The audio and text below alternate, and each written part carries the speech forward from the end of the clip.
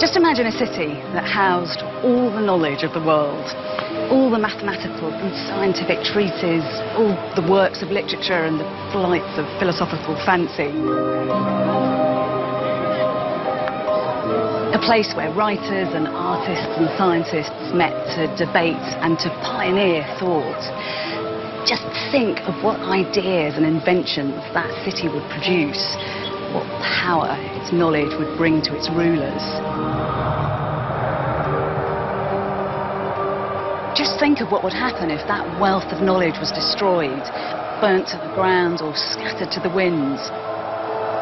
A terrible moment when civilization itself was stopped in its tracks. This sounds like some kind of science fiction fantasy, but this was a reality, and this was the real place where it happened. A city where its secrets are hidden beneath the sea and beneath its streets. This is the city of Alexandria, and this is its extraordinary story.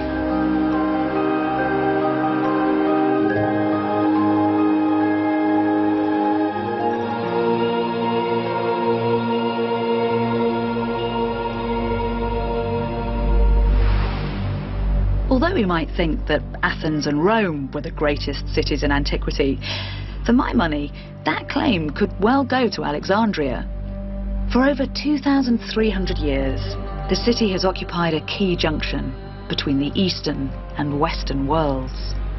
Lying in Egypt at the top of the Nile Delta on the coast of the Mediterranean, today it's a sprawling place and every inch is jam-packed with activity. But curiously, the ancient city is conspicuous by its absence.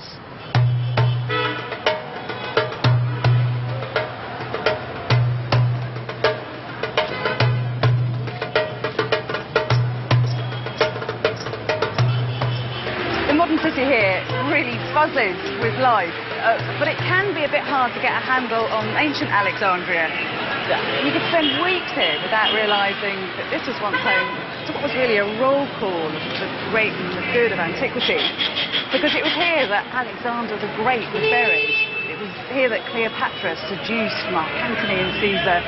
And this was the home to one of the 7 wonders of the ancient world.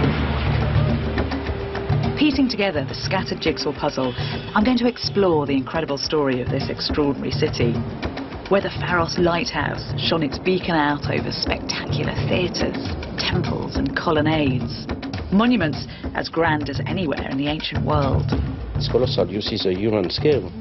It's more than 13 meters high. Which combined the best of Greek, Roman and Egyptian design to create a dynamic hybrid culture. We're mixing and matching. We're being purely Alexandrian. We're taking what we want, sticking it together. We're open to everything.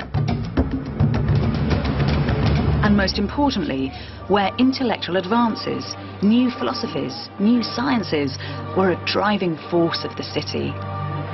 And that's what makes this place so special. Although Alexandria was immensely wealthy, it didn't just sponsor grand monuments.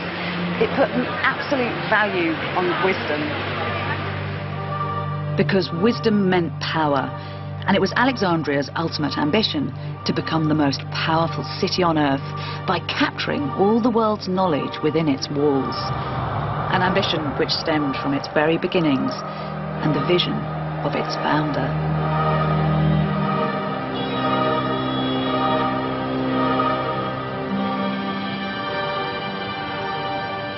By ancient Egyptian standards, Alexandria was a relative new build. It was founded only 2,300 years ago, halfway in time between the pyramids and us. The 4th century BC was a kind of in-between time of history. Golden Age Athens had dimmed and Rome was still a provincial backwater. But a very unlikely corner of northern Greece was about to have a huge impact. From there was going to come a man who would be a real player on the world stage. In fact, he was somebody who was going to change the world order. That man was Alexander the Great. Great because Alexander's achievements were truly outstanding. From provincial Macedonian beginnings, he united the Greeks as a nation, defeated the Persians, and set about creating the largest empire the world had ever seen. From northern Greece, his territories stretched out across the Mediterranean, deep into the Middle East, and towards North Africa. Alexander was prodigiously ambitious, and by the age of 24 he was already cutting a swathe through the territories of the known world. But he could not rest easy until he'd laid his hands on the really big prize: Egypt. Because this was one of the most admired and envied countries in the whole of antiquity. The Nile River, which watered the land, gave it vast agricultural wealth, creating the manpower and resources to cover the land in glorious artworks and engineering triumphs.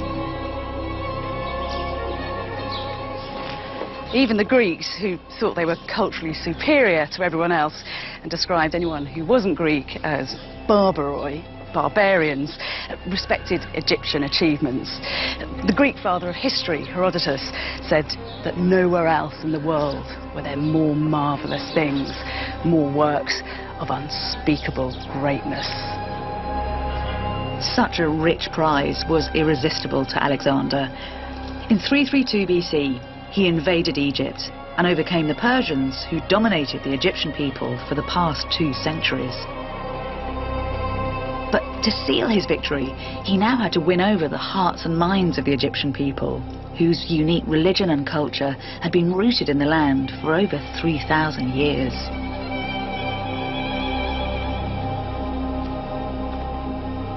By the time Alexander arrived in Egypt, this pyramid was over 2,300 years old. But the locals here didn't think of it as some kind of antique curiosity, because this is where a god king had been buried. The Egyptians believed that it pulsated with a sort of sacred power.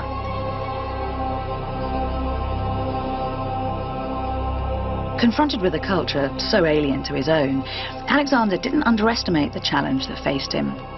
He realised he'd have to come up with an ingenious approach to get the Egyptians on side and accept his new Greek rule. And typically, when it comes to making sense of the story of Alexandria, the clues to how he did this are buried deep beneath the desert sands.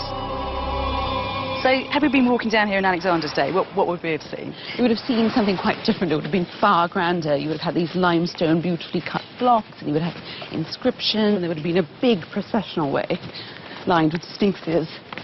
So it would have been quite glamorous, not quite what it is now. I mean, was it typical to have things underground like this?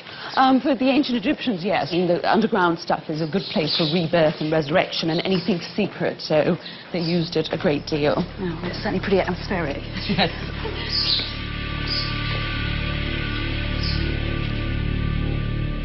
And that's what Alexander had to get to grips with. A culture which not only believed in life on Earth, but which was obsessed with life after death. Wow.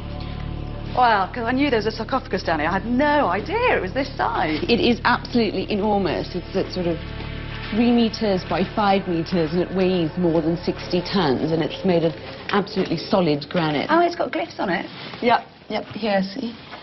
You can just make out. This is, in fact, the name of who it belongs to. It's Hapi in glyphs, and it actually was turned into Apis by the Greeks.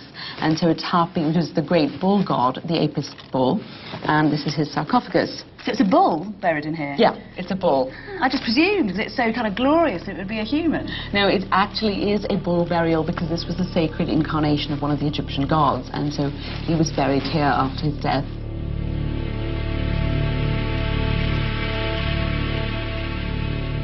And here it says, Apis, beloved son of Osiris, may he be given life, eternity, and prosperity, and so on. And here's his name one more time, so you really knew to whom it belonged. I mean, the Egyptians do that in their religion, don't they? They mix up animals and men very happily. Very much so. For the Egyptians, each god had a totemic animal, so they were always closely allied, which is very different from the Greeks. And so how did Alexander deal with that very alien landscape when he arrived here? Alexander was brilliant. I mean, he, instead of coming in and saying, you all are fools, he instead said, I am part of this whole thing. And he came and he made offerings to the Apis. He gave money and lands to the temples. The Egyptians thought, wow, one of us, we love him. And then, in this brilliant move, he also visited a temple where he was hailed as the son of the chief Egyptian god. So he was supposed to be the divine ruler on earth, which fits in with the Egyptian belief system that their pharaoh is divinely born and a god on earth. And so there was Alexander as a pharaoh, really, and the Egyptians loved him.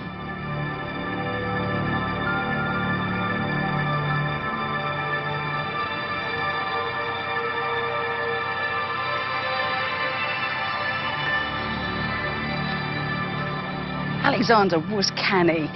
By choosing to embrace Egyptian customs rather than just stomp on them, he managed to effect a very sympathetic kind of regime change.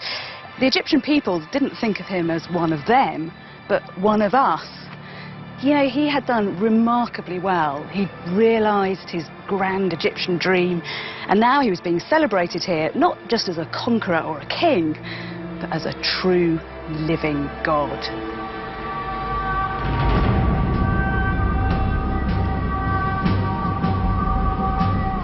But even that wasn't enough for Alexander. He didn't just want to be another in a long line of pharaohs. He really wanted to dominate the country, and that meant creating a new city that would bear his name for all time.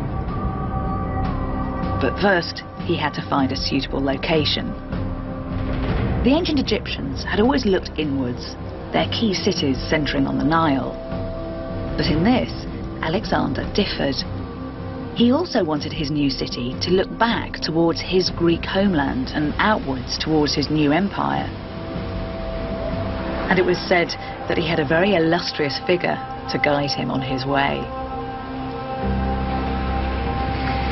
The ancient author Plutarch tells us that Alexander was drawn to this very spot, a place called Pharos, by a prophetic dream. Then in the night, as Alexander lay asleep, he saw a wonderful vision. A venerable man with shaggy hair and a beard appeared to stand by his side and recite these verses. Now, there is an island in the much dashing sea in front of Egypt. Pharos is what men call it. Alexander believed that the mysterious visitor was none other than Homer himself, the great epic bard. And as well as being a hard-nosed politician, he was an incurable romantic. And so he took his advice, and this is where he came to found his city. But the barren stretch of coastline Alexander encountered couldn't be more different from today's hectic metropolis. When Alexander got here, Pharos was still just an island.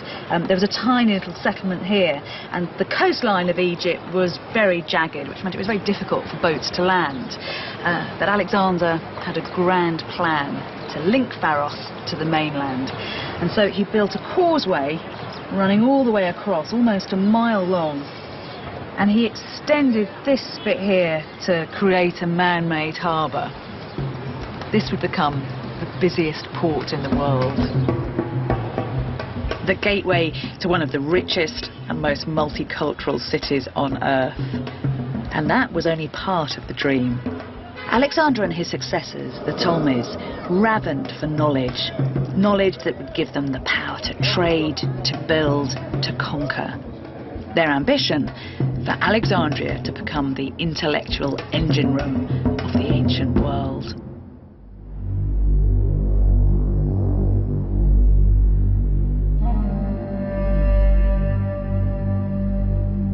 Ancient Egypt, land of the mighty pharaohs, living god-kings whose people built fantastic monuments in their honour. A civilization which had been a key player in the region for over 4,000 years.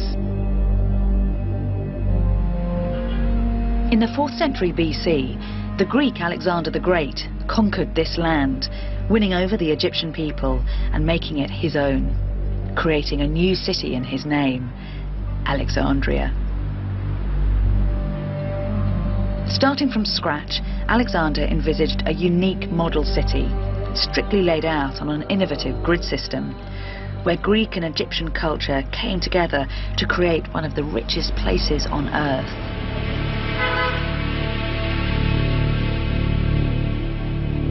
Today, so little is left above ground.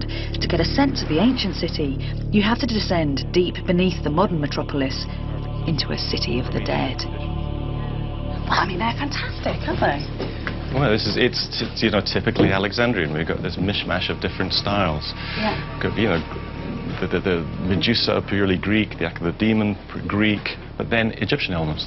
The frieze up there of cobra heads and little solar discs on top, all of the Egyptian tradition. And this was just the tomb for one family? Well, one family we presume, we're not sure. There's 3 sarcophagi in there. No bodies were ever found. The tomb robbers got here long before the archaeologists did. They might not have left any bodies, but they've got some pretty lifelike guardians for the tomb. Well, archaeologists over the years have presumed the statues on either side of the entrance represent the owners of the tomb. But what's interesting about them is, if you look at the head of this male character over here, the face is detailed, the hairstyle is pure Roman, Greco-Roman tradition, and yet the body, you know, stiff, one leg forward, arms by the side, typical of Egyptian statue. It's quite ugly in a way, the way the two have been stuck together, though. Oh, it's not particularly well done, no, but that's part of the charm of this place, is we're mixing and matching, we're being purely Alexandrian, we're taking what we want, sticking it together. We're not melding, creating a new art form.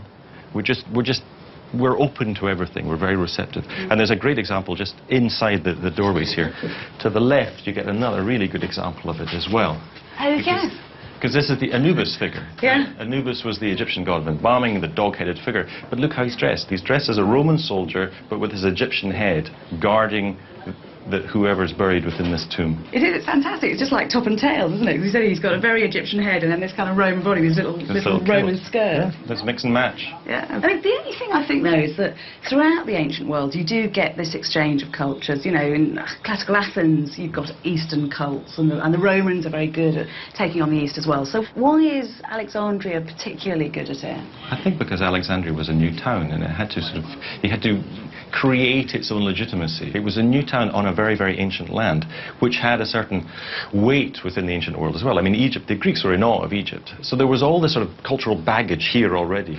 But they also brought with them their notions of Hellenic culture, of Greek culture, and by doing that, it draped itself in the mantle of Egypt, but at the same time brought with it its Greek notions. It was also an extremely wealthy town, and it's a port town, and they're always open to influences.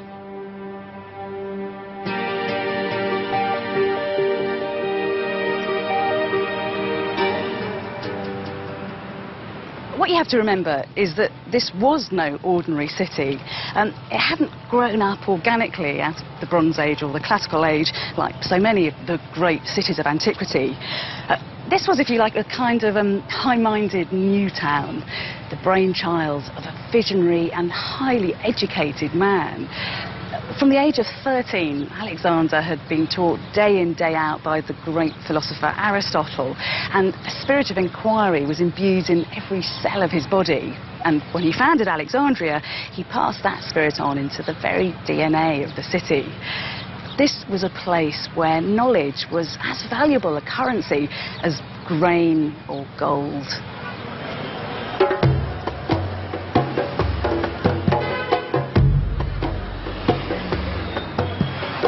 And in a precious archaeological oasis in the heart of the city, Com El Dika, archaeologists have begun to find the evidence to prove it. A Polish team have been working on a discovery which reveals exactly where Alexandria's ideas were played out. Here we are in one of the lecture halls. Probably it was one lecture from the complex of the university. It's really interesting. So you've got the lecture rooms right on the main street. Yes, it was the center of the social life in late antique Alexandria. Now, we are here 3 rows of benches in the classrooms, and the benches devoted for the students.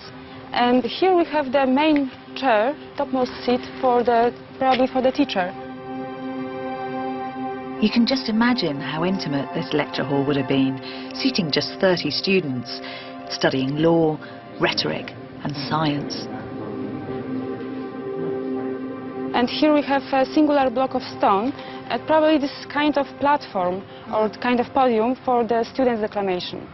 So, okay, so the students have to do a kind of to the opposite side to the teacher. So I'm going to be the teacher. So So if I'm sitting here, so I'm a teacher, very comfortably, on your steps, and then the student would be there giving their paper or presentation. Exactly. Did it get hot here? You know, the lecture halls were covered probably by the flat roof. We don't have any indication, but probably the auditorium could be high as up to 5.5 meters as the level of the columns. And how many teaching rooms like this are there? So far we found 20 lecture halls. Probably it was much bigger. These teaching rooms were a hothouse of knowledge in the very heart of Alexandria. This was in no way a city of ivory towers. It was buzzing with provocative and cutting-edge ideas. Its rulers had wanted to acquire the intellectual tools to unlock the mysteries of the universe, to allow them to rule the world. It was where the mathematician Eratosthenes proved that the Earth was round and accurately measured its circumference. Where 1,000 years ahead of his time, Aristarchus suggested that the Earth moved around the Sun, and where the greatest minds and most extraordinary thinkers began to map their way through the stars. Now, I've got to confess that Alexandria has got a particular allure for me for one reason. It's a rather wonderful and mysterious woman called Hypatia. Now, Hypatia ran her own philosophy school here, and by all accounts, she was quite extraordinary. Hypatia was born in around 350 AD, and the very fact she was a woman in a world dominated by men makes her achievements doubly exceptional. For over 40 years, she made groundbreaking advances in algebra and revolutionized astronomy. And correspondence from a fellow philosopher really sums up just how much she was valued. It's a collection of letters written to her by one of her former students called Synesius. The language used is very, very intimate, so you get a real sense of her character and just how respected she was. Synesius says, for instance, that nothing in the world is more wonderful than her, and that even in Hades, she is the only thing that he'll remember. Actually, she's been remembered by some others too. A crater on the moon's surface bears her name. A journal of philosophy is called Hypatia, and she's just been immortalized in a new film, Agora.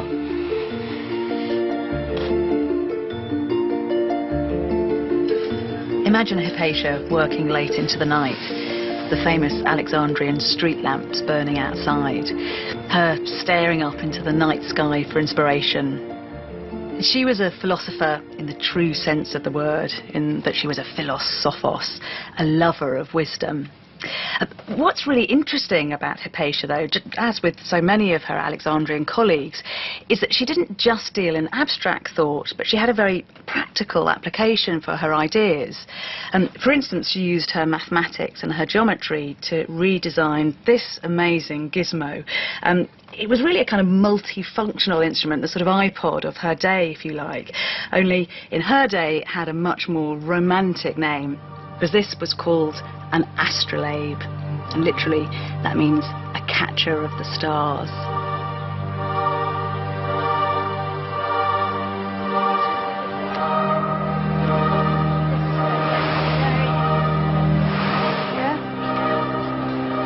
One of the things that was worked on here in Alexandria and perfected was this amazing instrument, the astrolabe. Yes. You're clutching one. Yes.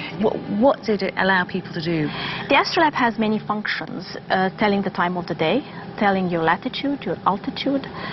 It can measure the height of mountains. It can measure the width of rivers. But I'll tell you how to measure the time of the day. Okay. Now, here is the astrolabe, and here is the pointer. This is what we call the pointer. We align these two holes pointing to a star. Okay. When we align these two holes like this pointing, we get a reading with the pointer right here. We take this reading here, which is a letter, an Arabic letter, but for them it's a number. Okay. We take this number, we turn the astrolabe, and we have this spider here. We point the pointers here to the number that we have taken from the back. And when we point it to here, we get the reading. You see that pointer here? It will point to the degrees that the sun has risen, or the star has risen from the horizon. Okay, 360 degrees is equal to 24 hours. So each 1 hour is 15 degrees. So if we have here number of degrees, I can know the time of the day.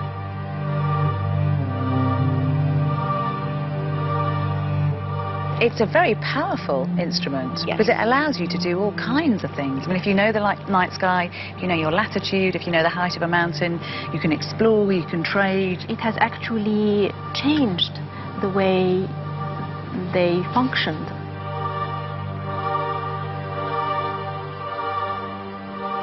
Alexandria did sponsor pure reason, pure thoughts, ideas just for ideas' sake. But it was also an immensely busy and practical place. The astrolabe, for example, was very beautiful, but when it was applied, it allowed men to trade and to travel and to conquer. The whole city was very enterprising and outward-looking, and that ethos was directly in line with the vision of its founder. Alexander had created a unique city, a central point between East and West, where the greatest thinkers not only explored pure thought, but applied their ideas to become real players on the world stage. The scale of Alexandria's intellectual ambition was immense. To house within its walls all knowledge, and with that knowledge make its rulers the most powerful people on earth.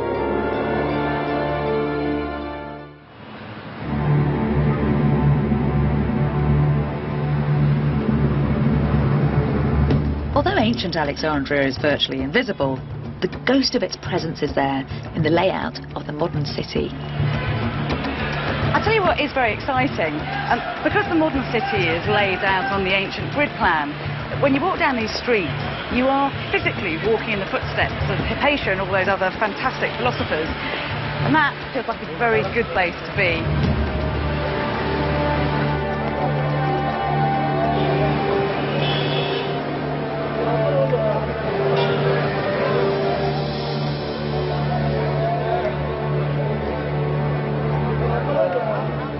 As a cultural melting pot with intellectual ambition, ancient Alexandria became a unique environment for scholarship.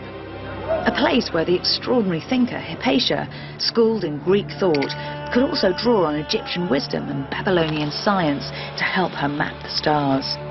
Where a wealth of traditions from around the world combined, enabling the greatest thinkers to make scientific advances achievable nowhere else, creating a new Egypt and a model for society in the future.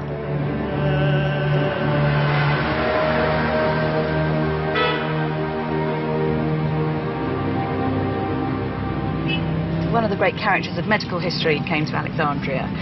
He was a man called Galen, and even though he travelled right across the eastern Mediterranean, it was the cosmopolitan conditions of this city that allowed him to make quite extraordinary advances. In fact, it was here he made scientific breakthroughs that wouldn't be bettered for another 1,500 years.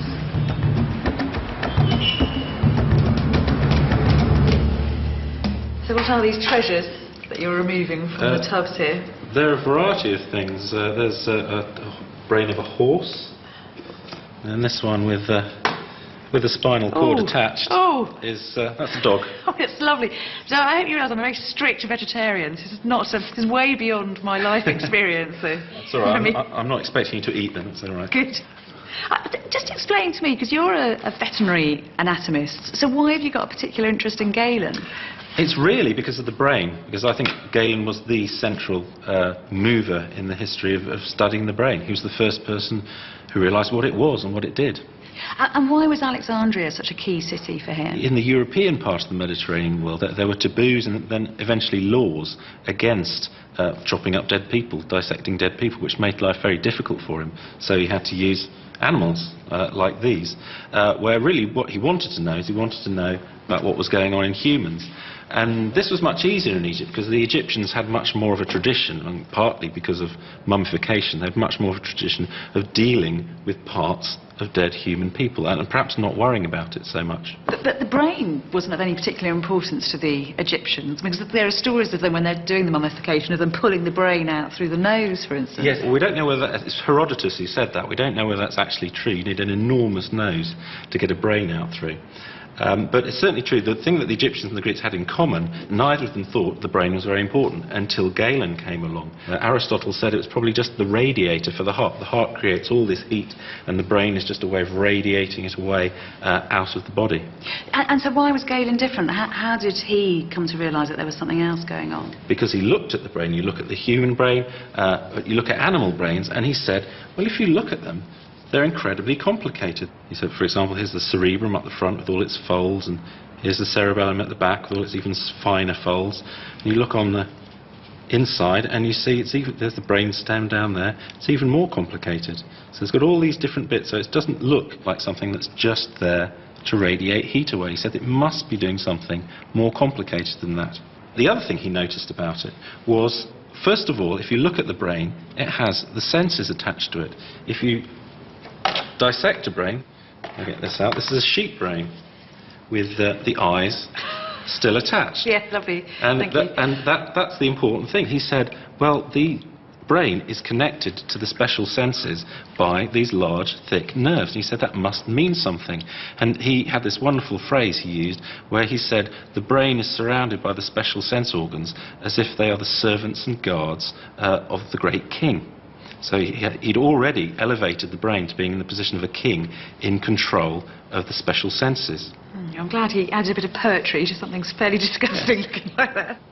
And so he demonstrated that not only is the brain where all the sensory information comes in, but also he'd shown it's where all the nerves radiate out to the body to move the body. So he's really showing the brain takes the information in, processes it, puts it out again. Really, the brain is where you think, it's where you are. And really, he was the first person to show that. That is immensely important. I mean, if you prove just how powerful the brain is, that's going to revolutionise what people think about the human body and, I mean, all sorts of things, and the human soul as well.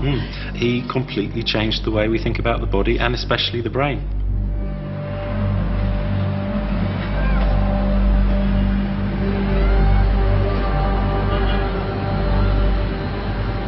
Alexandria created a buzzing environment where men like Galen and women like Hypatia could meet like minds and begin to reveal the workings of the universe.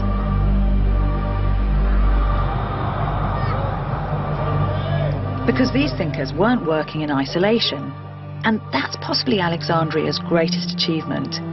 It had created an environment where great minds could gather to discuss and develop their ideas, the largest store of knowledge the world had ever known.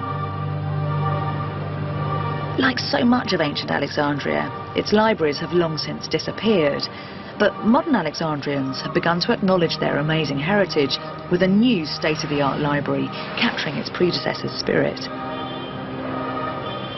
There have been collections of texts and books in other ancient cities, but the ambition of the library here was quite extraordinary. Alexandria wanted to be the repository of all knowledge on Earth, and so a copy of every single book in the world was to be stored here.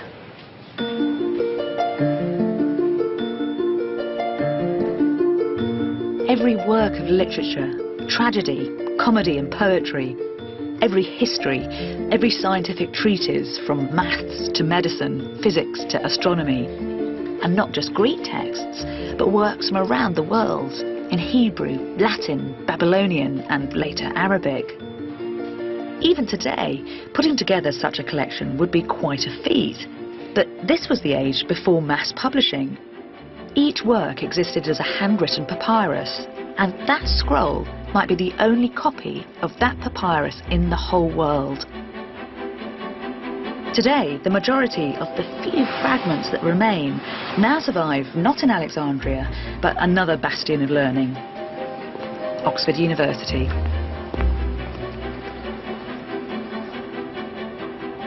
How many of these texts would there have been in the libraries? Oh, I reckoned 500,000. Everything from Homer, some of the earliest Greek papyri were texts of the Homeric poems, the Iliad and the Odyssey, to Plato, philosophy written in Greek on papyrus, to, in the later period, Arabic, and even earlier Hebrew. But the scale of ambition is extraordinary. So how, physically, how did they get the work into the city? They were sending people out to all parts of the Mediterranean. They had a list of the 9 canonical lyric poets that they wanted their works of, and they sent people to the festivals where their works had been composed, Olympia and Delphi, and they borrowed the official copy of the Athenian tragedies from the Athenians so that they could make a copy of it. Then they refused to give it back. So they were in some ways acting like antiquarian book collectors, in other ways acting like an institution building up a fundamental collection for scholars to work on. But if you've got this massive volume of work, how are they keeping tabs on it all? How are they organising it? They developed a system which was really the invention of the modern book catalogue. The Alexandrian scholar Callimachus invented the first book catalogue, which simply had an entry for author, title, genre, type of work, in this case comedy, and also the total for the number of lines at the end. Scribes were paid by the number of lines they copied. So here you can see the name of the comic poet Aristophanes. You could just about make it out. Stephanos. And in Alexandria, are they mainly copying material, or are they actually adding to it? I mean, are you getting new scholarship there as well? Absolutely. They're constantly commenting on them. This is a copy of Plato's Republic, in which there's a tiny hand has been writing a marginal commentary into the margin, explaining and correcting the text. So you get the feeling of a kind of buzzing hive of readers and scholars working and operating on the text. It's so impressive, isn't it? So you've got the genius of Plato, then you've got somebody else centuries later adding their own ideas. Access to information enabled the Alexandrians to revolutionize scientific thought. But they also studied theology. It was in Alexandria that the Hebrew Bible was first translated into Greek. By understanding a wealth of cultures and beliefs, they had the power to master and control.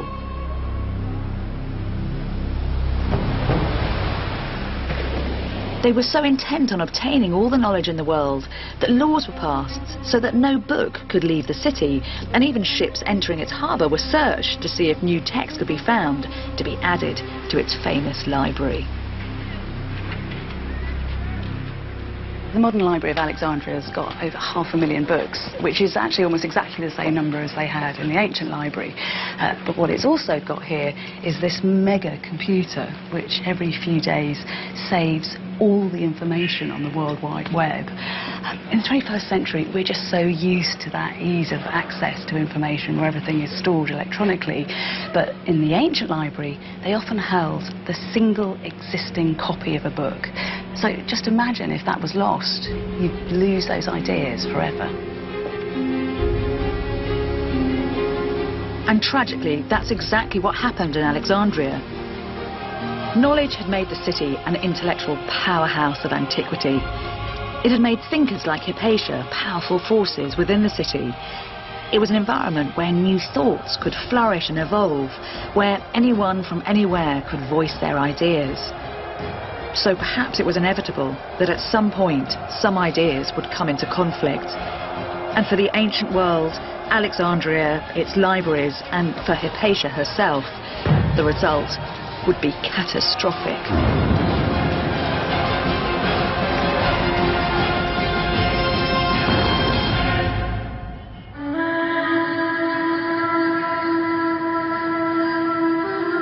By the end of the 4th century AD, Alexandria had been flourishing for nearly 700 years, producing extraordinary thinkers like the philosopher and mathematician Hypatia.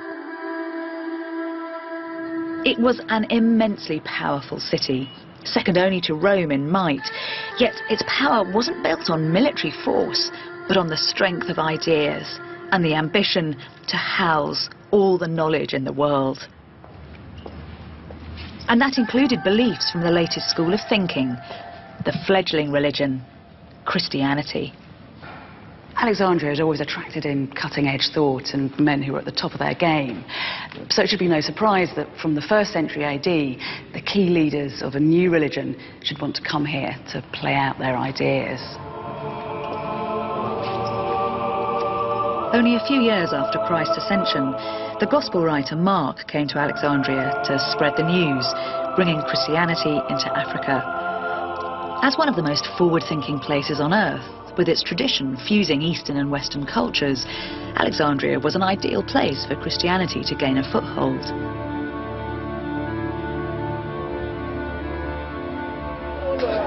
But reconciling a multi-faith environment with a religion whose followers believed exclusively in one God proved a testing challenge for the city. St. Mark himself died at the hands of pagans for preaching his faith. It was a foretaste of the violence to come. Yet, for centuries, Christians and pagans did manage to live alongside one another, happily, productively. The very early Christians spent a great deal of time and energy trying to square pagan and Christian thought. For instance, one of the most prolific early church fathers who lived in Alexandria said that the works of Plato and Aristotle and the Stoics were science tinged with piety as long as they were righteous. Now, in a world like that, where Christianity is just another stream of thought, then Hypatia has a very secure place. But the problem came when the Christians wanted not just spiritual, but temporal power. And then all that tolerance and piety becomes muddied with power politicking. And unfortunately for Hypatia, she'd come into conflict with one of the greatest political operators of the day. Hypatia herself wasn't anti-Christianity. Many of her students were in fact Christian. But the problem came when a new bishop, Cyril, was ordained in the city. Cyril not only wanted spiritual authority, but power on earth, and he didn't want to share it with pagans. His arrival would change the face of Alexandria forever. You walk into somewhere like the Caesareum, and you see what originally we built as an Egyptian and Greek temple, with all the heads removed from the statues. And the cult statue has gone, and in its place you have a huge cross looking down. And you see how people like Cyril could change a world. He is a man seeking power, and he wishes to gain control not just of the religious state, he wants to really run a theocracy, be in charge of everything. Hypatia is a wealthy, educated pagan. To him, that means witch. He puts around rumours about all of the objects she makes for astronomy, her instruments.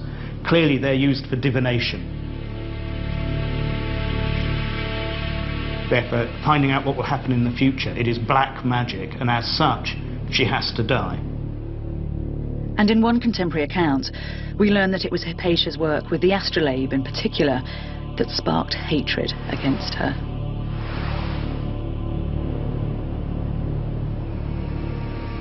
Spurred on by one of their leaders, the blood of the Christian mob was up.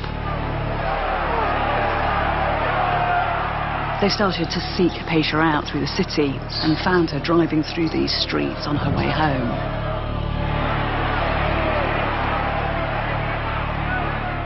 They dragged her out of her carriage and ripped off her clothes.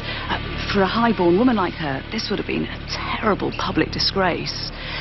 But then things got even uglier. They pulled her into the Caesareum, which had been a temple and then recently converted to a church. And there, picking up anything they could find, we're told they were ostraka, which were probably broken pots or broken roof tiles. They started to flay her alive. Once she was dead, they pulled her body limb from limb. And then they took her dismembered body parts to the edge of the city, where they burnt them on a pyre. In effect, this was a witch's death.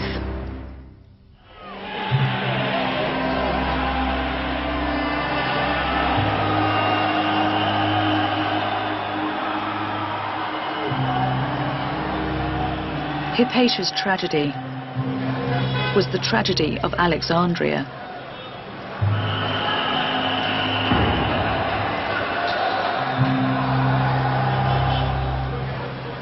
The destruction of its spectacular monuments,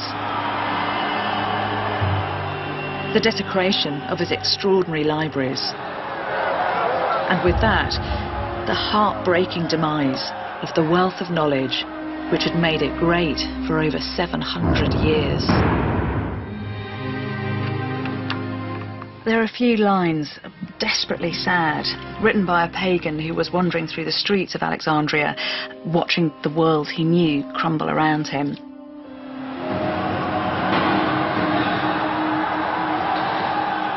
Is it true that we Greeks are really dead and only seem alive? And in our fallen state, we imagine that a dream is life. Or are we truly alive? And is life itself dead? For some, Alexander's dream was becoming a living nightmare. After centuries of onslaught, only 1% of Alexandria's vast book collection has survived into the modern world.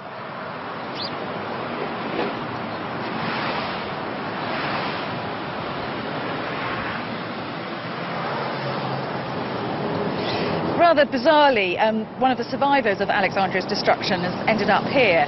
It's that massive lump of red granite, the obelisk that we very affectionately now call Cleopatra's Needle. It was brought here from Egypt in 1878, but in its heyday it stood just at the edge of the Caesareum, so it was only a stone's throw away from where Hypatia was killed.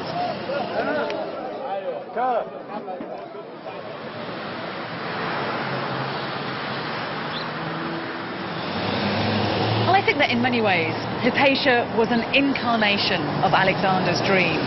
She was living proof that knowledge is power. She was immensely knowledgeable, and therefore the extraordinary city that she lived in allowed her a huge amount of influence. But the key word here is extraordinary, because Alexandria was a city less ordinary.